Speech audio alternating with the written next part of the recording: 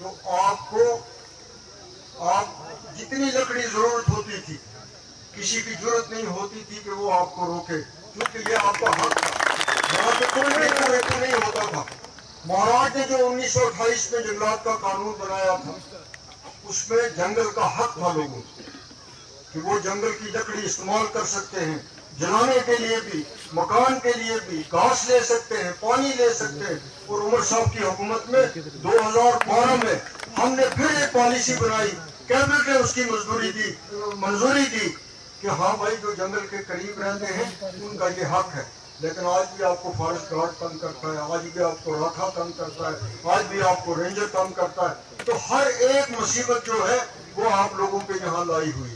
जब हमारा जमाना था हमने रहबरे तालीम की स्कीम लाई, हर गांव में जो मैट्रिक पास भी आपके इस इलाके में था वो टीचर लगा।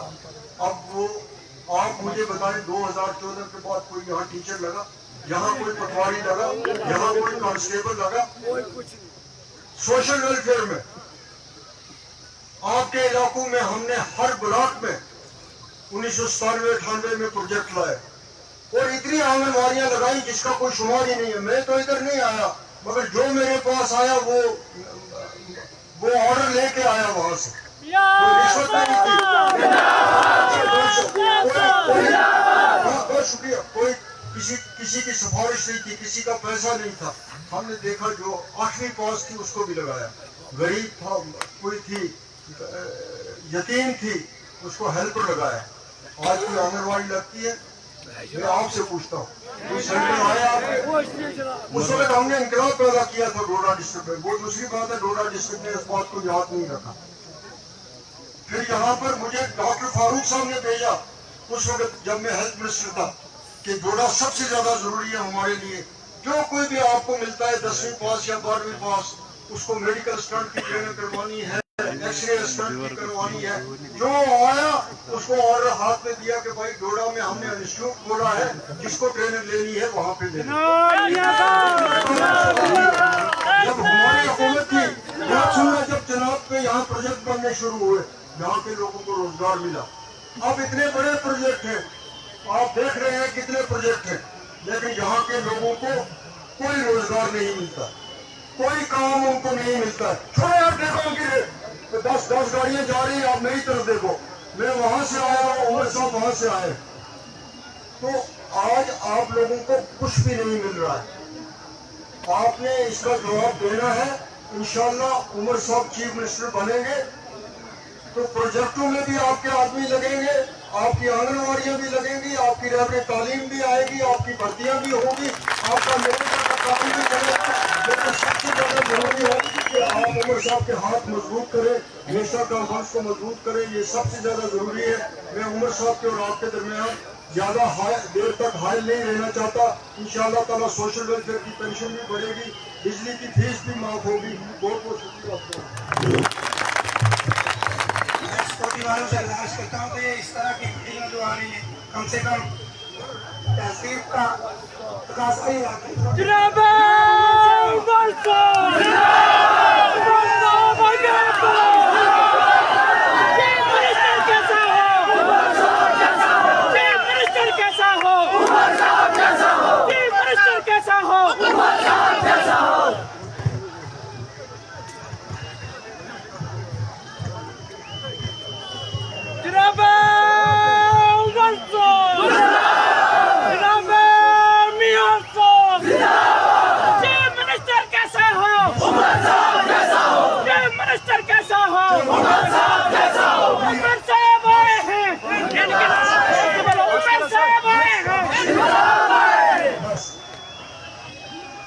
नेशनल कॉन्फ्रेंस के हमारे सीनियर साथी हाल ही में अनंतनाग राजौरी से कामयाब होकर लोकसभा में हमारे मेंबर जनाब मियां अल्ताफ साहब, उसमें नीचे बैठे हमारे आने वाले 18 तारीख को इंतखाबात में नेशनल कॉन्फ्रेंस की तरफ से नामजद उम्मीदवार सीनियर साथी जनाब खालिद मजीद सोहरवर्दी साहब, MLA काजी उनको बोलो जरा जलालुद्दीन inside. साहब,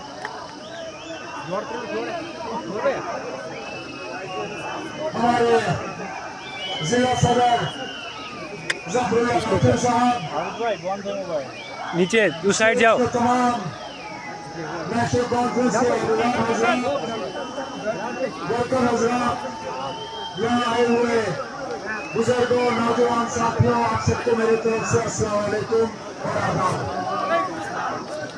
आज 10 साल के अरसे के बाद अल्लाह का शुक्र है कि हमें दोबारा अपने MLA को चुनने का मौका हासिल हुआ है।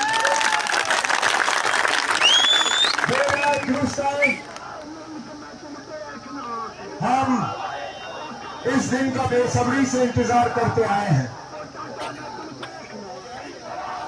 2018 के बाद यहाँ ना हमारी चुनी हुई हुकूमत थी, ना हमारा चुना हुआ कोई नुमाइंदा था, ना हुकूमत में हमारी आवाज थी, ना फैसले हमारे मर्जी से होते थे। दिल्ली से भेजे हुए नुमाइंदे, बाहर से भेजे हुए अफसर हमारी तकदीर, हमारे मुस्तकबिल का फैसला करते थे और हमसे पूछा नहीं जाता था। आखिरकार जिद्दोजहद के बाद सुप्रीम कोर्ट ने फैसला किया, हिदायत जारी की और मरकज पे दबाव बना कि 30 सितंबर से पहले जम्मू कश्मीर में असेंबली के इंतखाबात जो है वो मुकम्मल किए जाने चाहिए। इस सिलसिले में आज हम इस दूर दराज इलाके में आए हैं आपसे चंद गुजारिशात करने के लिए और अपने तंजीम का जो मैनिफेस्टो है, जो हम लोगों से वादा कर रहे हैं, वो आपके सामने रखने के लिए। जमहूरियत में सबसे बड़ी खासियत यह है कि वोट देना तो सबका हक है, फर्ज भी बनता है, और वोट मांगना हर किसी का हक है। जो चाहे वो उम्मीदवार बने, मैदान में उतरे और देखे कि लोग उनको पसंद करते हैं या नहीं। आज अगर आप देखो तो जम्मू कश्मीर में मुकाबला दो तरफ के सोच के बीच है। एक हम नेशनल कॉन्फ्रेंस वाले जो हर मजहब को बराबर के नजरिए से देखते हैं, जो फिरका परस्ती सियासत नहीं करती, जो लोगों को जोड़ने की बात करते हैं, जो वोट के बंटवारे से बचाने की बात करते हैं, जो जम्मू कश्मीर को इस दलदल और इस मुसीबत से निकालने की बात करते हैं। दूसरी तरफ से वो जो मैदान में हमारे खिलाफ उतरे हुए हैं, बीजेपी की मदद करने के लिए, फिरका परस्त ताकतों की मदद करने के लिए, वोट तकसीम करने के लिए, वोट के बंटवारे के लिए। अब यहाँ से कुछ लोग गाड़ियों में गुजरेंगे, नारे देंगे, अपना झंडा दिखाएंगे, लेकिन आपके लिए, आपके मुश्किलात हल करने के लिए इनके पास कोई प्रोग्राम नहीं है, कोई एजेंडा नहीं है, न इन लोगों की हुकूमत में शामिल होने की कोई उम्मीद है। अगर आए हैं तो सिर्फ और सिर्फ आपकी आवाज को कमजोर करने के लिए, आपके वोटों को तकसीम करने के लिए और जम्मू कश्मीर को और तबाही और बर्बादी की तरफ धकेलने के लिए। आपने जब कभी बीजेपी के बाकी रियासतों में कैंपेन देखा होगा, उनका इलेक्शन का तरीका देखा होगा, तो जगह जगह वो वहां डबल इंजन की बात करते हैं। कहते हैं डबल इंजन सरकार होनी चाहिए। जिस तरह रेलगाड़ी पे अगर सिंगल इंजन लगे तो कम रफ्तार होती है उसकी, अगर उसमें 2 इंजन जोड़े जाए तो रफ्तार गाड़ी की तेज होती है। बीजेपी वाले अक्सर बेशतर ये कहते हैं कि अगर वजीर आजम उनका, वजीर आला उनका, तो तरक्की जो है उस रियासत में बहुत तेजी से होगी। बदकिस्मती से जम्मू कश्मीर में हमने पिछले 10 साल से उनका डबल इंजन सरकार देखा। यहाँ 2014 के बाद किसी न किसी रूप में बीजेपी की सरकार जम्मू कश्मीर में रही। दिल्ली में नरेंद्र मोदी साहब वजीर आजम तो रहे, यहाँ पे हुक्मरान बदलते रहे। शुरू में अल्लाह मगफिरत करे हुए हैं मुफ्ती मोहम्मद सैयद साहब यहाँ बीजेपी की मर्जी से वजीर आला बने। उसके बाद 1-1.5 साल के लिए महबूबा मुफ्ती साहिबा भी थी। उसके बाद जब उनका काम बीजेपी ने खत्म किया तो डायरेक्ट राजभवन के जरिए उन्होंने अपने नुमाइंदे भेजे, चाहे सत्यपाल मलिक की सूरत में, चाहे मुर्मू की सूरत में, चाहे आज जो हमारे एलजी साहब हैं उनकी सूरत में। लेकिन है वो बीजेपी के ही नुमाइंदे, काम उनका बीजेपी के इशारों पर होता है। दिल्ली से हिदायत आती है, यहाँ पे काम करते हैं। कहने का मतलब मेरा ये है कि हमें 10 साल हो गए बीजेपी के काम को देखते हुए, उनके तौर तरीके को देखते हुए, और सच्चाई ये है कि यहाँ के लोगों को इस डबल इंजन का एक डबल पैसा भी फायदा नहीं हुआ है। अब बड़ी बड़ी सियासी बातें खालिद साहब ने अपनी तकरीर में की, 370 के हवाले से, 35A के हवाले से, जो हमारा और दिल्ली के दरमियान आईनी रिश्ता है उसके हवाले से मियां साहब ने इस पर थोड़ी सी रोशनी डाली। हकीकत यह है कि वो लड़ाई हमने लड़नी है, उस लड़ाई से हम पीछे नहीं हट सकते। लेकिन सच्चाई ये भी है कि उस लड़ाई की कामयाबी के लिए हम आपके रोजमर्रा के मसलों को भूल नहीं सकते। सच्चाई ये है कि वो लड़ाई जिसका जिक्र खालिद सोहरवर्दी साहब ने किया, जिसका जिक्र मियां साहब ने किया है, वो लंबी लड़ाई है। उसको लड़ने में हमें महीने नहीं पता नहीं कितने साल लगेंगे। लेकिन उस लड़ाई को लड़ते लड़ते हमारा फर्ज ये भी है कि आपके रोजमर्रा की जो परेशानियां हैं, आपके जो मुश्किलात हैं, चाहे वो रोजगार को लेके हो, तरक्की को लेके हो, महंगाई को लेके हो, तालीम को लेके हो, पानी को लेके हो, बिजली को लेके हो, राशन को लेके हो, इन सब चीजों का भी हमें हल देके आपको लेना पड़ेगा। और इसलिए नेशनल कॉन्फ्रेंस ने जो मंशूर तैयार किया है उसमें हमने सिर्फ एक मुद्दे पे बात नहीं की। हम लोगों से सिर्फ ये नहीं कह रहे हैं कि हम 370 की लड़ाई लड़ रहे हैं, हमें वोट दो। हम ये नहीं कह रहे कि हमें 35A यहाँ दोबारा लागू करना है, हमें वोट दो। हम ये नहीं कह रहे कि हमें रियासत का दर्जा वापस हासिल करना है, इसलिए वोट दो। हम कहते हैं कि पिछले लगातार 10 साल जो आप लोगों के साथ नाइंसाफी हुई है, जो जम्मू के साथ नाइंसाफी हुई है, जो कश्मीर के साथ नाइंसाफी हुई है, जो वादी चिनाब के साथ नाइंसाफी हुई है, इंशाल्लाह हमने उस नाइंसाफी को दूर करना है। मैं जहां पे भी गया मुझे एक भी शख्स ऐसा नहीं मिला जो मुझे मौजूदा हालात से मुतमईन है। हर कोई किसी न किसी मामले में परेशान है। अब नौजवानों से हम बात करते हैं तो कहते हैं हमारा रोजगार हमें कहीं नजर नहीं आता, हमें नौकरी मिलती नहीं। जो बड़े बड़े वादे हुए थे 5 अगस्त 2019 को कि यहाँ नए कारखाने खुलेंगे, नई फैक्ट्रियां लगेंगी, नए प्रोजेक्ट आएंगे, यहाँ नौजवानों को रोजगार मिलेगा, वो तमाम वादे जो है वो खोखले साबित हुए। उल्टा ये जहां आपको रोजगार की उम्मीद थी वहां पर भी आपको रोजगार नहीं मिला। नेशनल कॉन्फ्रेंस ने अपने मंशूर में यहाँ के नौजवानों के साथ कुछ वादे किए हैं।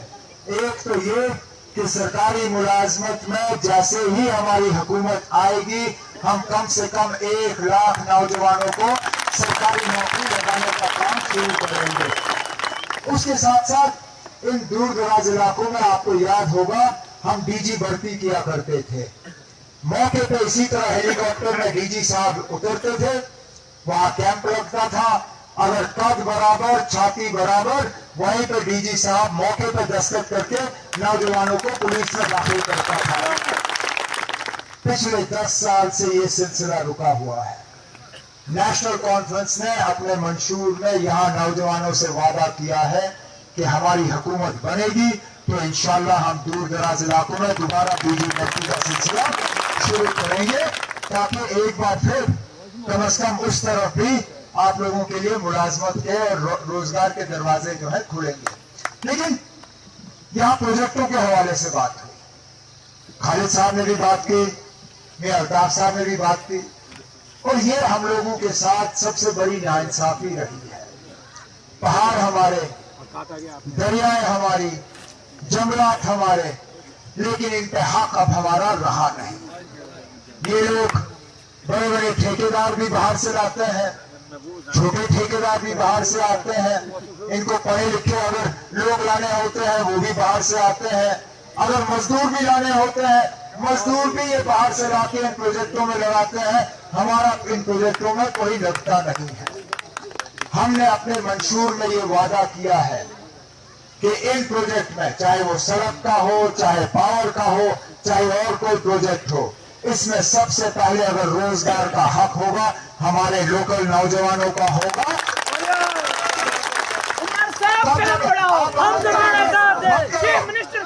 مت کرو نا, پھر مجھے یاد ہی نہیں رہتا مجھے بولنا کیا ہے.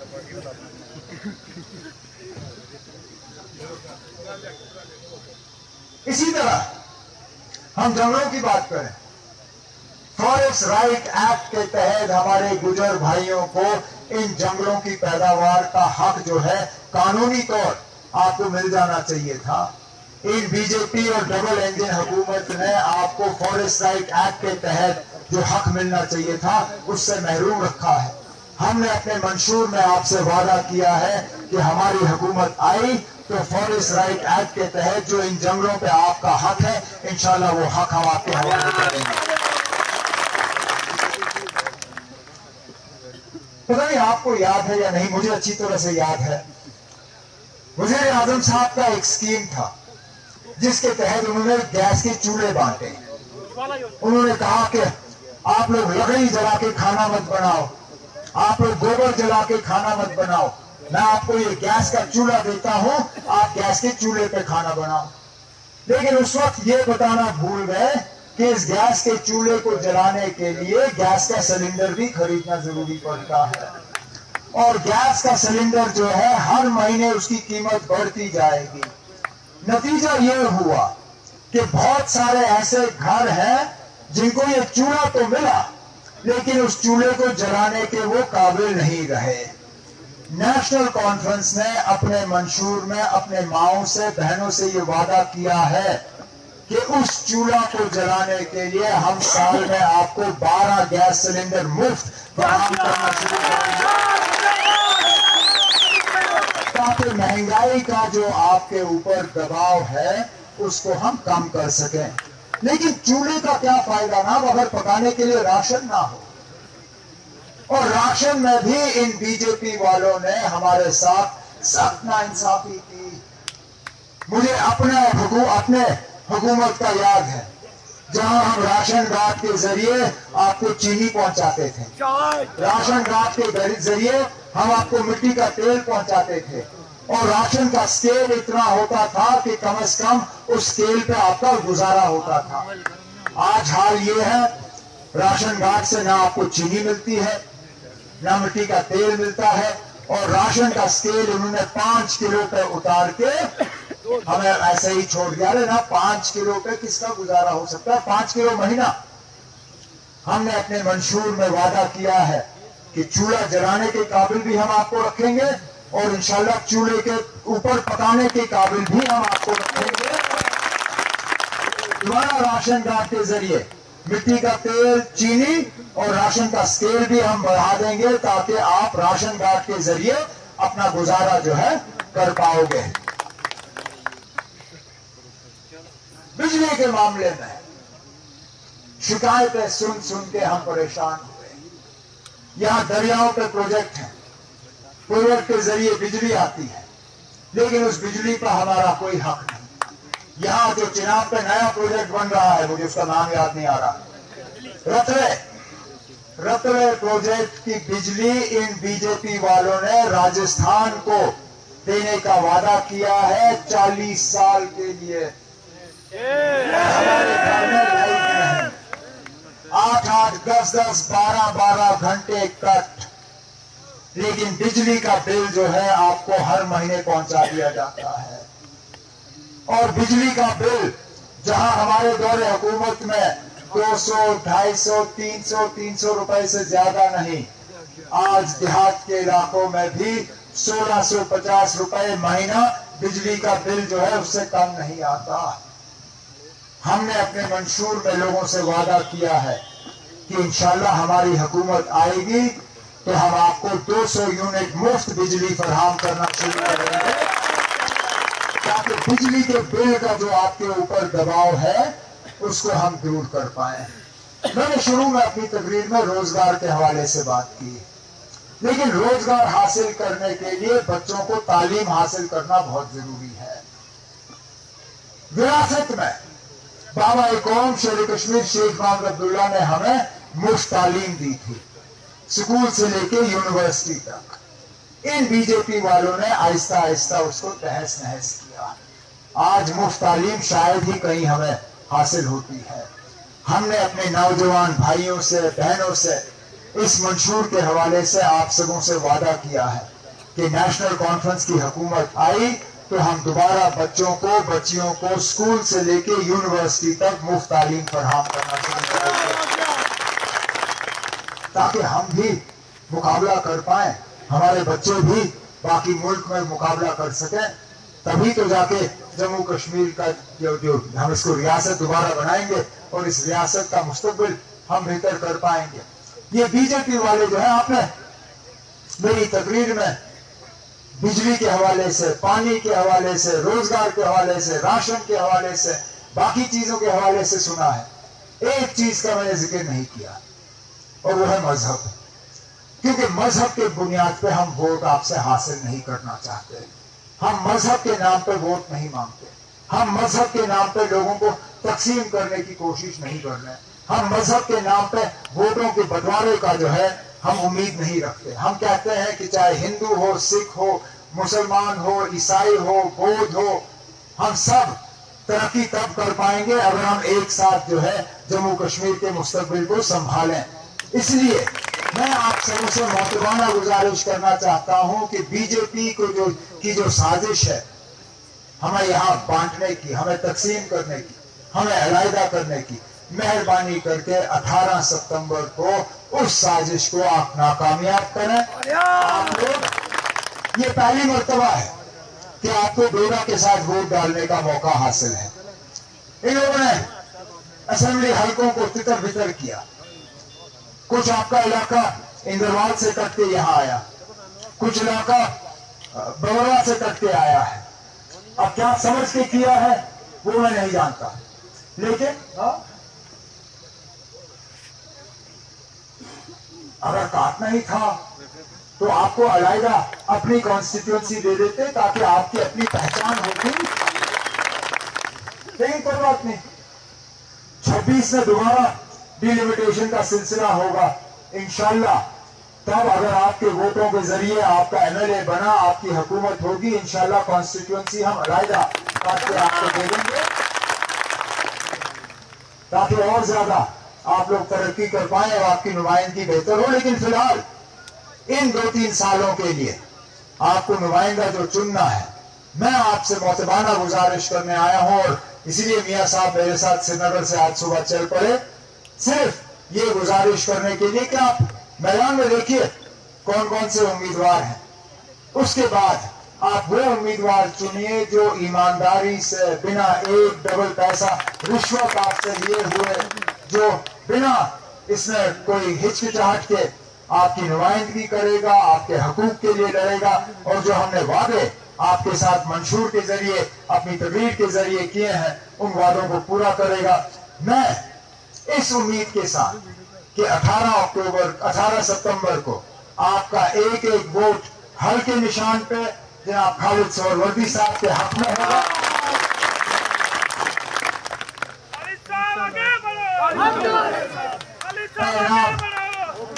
इस तरह कोई आगे नहीं बढ़ता ना, थोड़ी हिम्मत करनी होगी।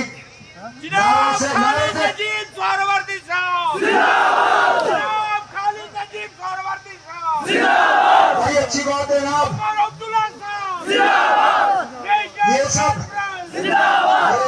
ये सब अच्छी बात है ना, लेकिन इससे आदमी जीतता नहीं है। आदमी सिर्फ और सिर्फ बटन दबाने से जीतता है।